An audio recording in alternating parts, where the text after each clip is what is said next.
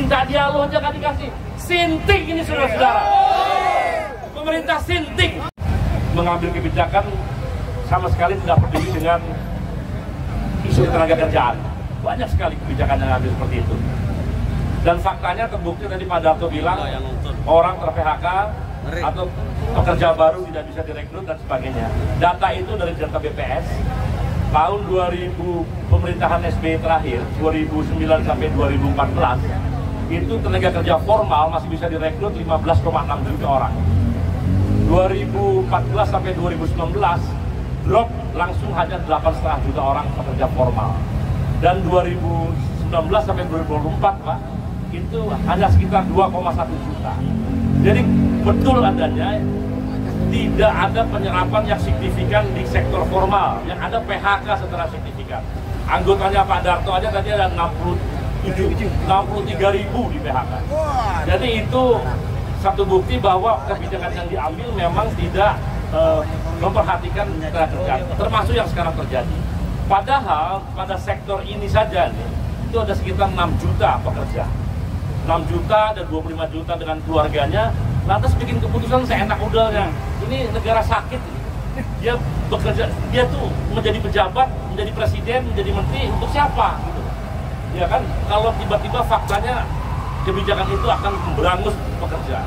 Jadi sekali lagi, tanpa satu pikiran tadi transisi dan sebagainya, orang di mana-mana bikin kebijakan itu analisisnya harus panjang. Semua orang diajak dialog.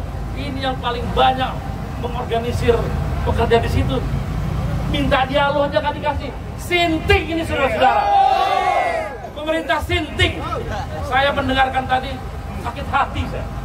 Ya, masa orang mau berdialog baik-baik, bikin surat, mendatangi, kita undang, tidak mau dialog, sinting, melawan gerakan buruh. Gerakan buruh siap melawan, siap melawan.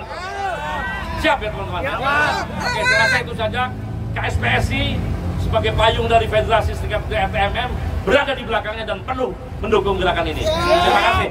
Dan kami dipimpong ke sana sini.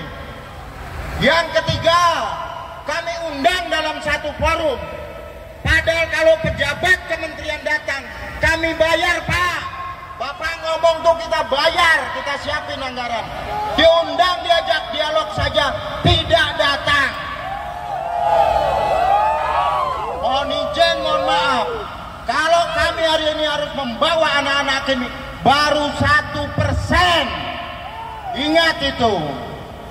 Apabila tidak menjadi perhatian serius pemerintah, maka tenaga kerja khususnya di sektor rokok, tembakau, makanan, minuman akan totality turun ke Jakarta. Siap teman-teman? Jadi sekali lagi, yang pertama adalah perhatikan, kami mengedepankan dialog, tapi pejabatnya yang nggak punya otak. Surat nggak dibalas, audiensi dipimpong, diundang forum dialog tidak datang. Emang pejabat kementerian berapa orang? Satu saja kami minta, tidak ada yang hadir.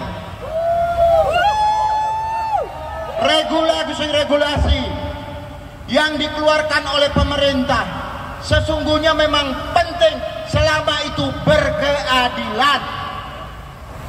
Pahamkah Bapak Ibu sekalian, regulasi yang dikeluarkan Kemenkes tidak melalui mitigasi dan evaluasi, cenderung senang bikin aturan tapi nggak pernah bisa mengawasi, menindak, bahkan melakukan penegakan aturan, sehingga aturan yang diperketat hanya cenderung mengorbankan buruh rokok, buruh makanan, dan buruh minuman. Pengusaha bisa ganti usaha, tapi buruh cari kerja di mana? Saat ini sulit, lapangan kerja sulit, daya beli sulit. Buruh dijadikan tumbal korban kebijakan para pejabat yang tidak menghartikan orang kecil, yaitu buruh. Yang kedua, pahamkah Bapak Ibu sekalian, akibat rokok ditekan terlalu mahal karena setiap tahun cukainya naik. Yang kedua, ditekan lewat regulasi. Produknya harus dibatasi, peredarannya dibatasi, penjualannya dibatasi, konsumsinya pun dibatasi dengan berbagai aturan yang menyulitkan. Akhirnya saat ini yang berkembang adalah rokok-rokok ilegal. Lucu di negara ini, yang legal digencet, yang ilegal tumbuh. Pantaskah negara ini bertanggung jawab pada buruh rokok? Fakta membuktikan saat ini, sejak rokok makin mahal, sejak rokok resmi, aturannya semakin ketat, yang tumbuh adalah rokok-rokok gelap atau rokok ilegal. Hal ini tentunya dari aspek pendapatan negara, tadi sudah disampaikan oleh teman-teman terdahulu, 213 triliun tidak akan tercapai tahun depan. Kenapa? Ya karena rokok ilegalnya tumbuh. Rokok ilegal tidak bayar pajak dan tidak pakai cukai, tapi malah diberi ruang untuk tumbuh. Sementara yang legal tidak diberi ruang dan dilindungi. Ingat, industri adalah tempat kerja yang memberi penghasilan kepada pekerja, dan pekerja punya hak yang dijamin oleh Undang-Undang Dasar 1945, khususnya pasal 27. Yang pertama, hak atas kesetaraan dalam hukum. Pekerja rokok, tembakau, makanan, minuman, warga negara yang punya hak atas kesetaraan dalam hukum, faktanya tidak diberi ruang dan keadilan. Yang kedua, hak pekerjaan dan penghidupan yang layak demi kemanusiaan.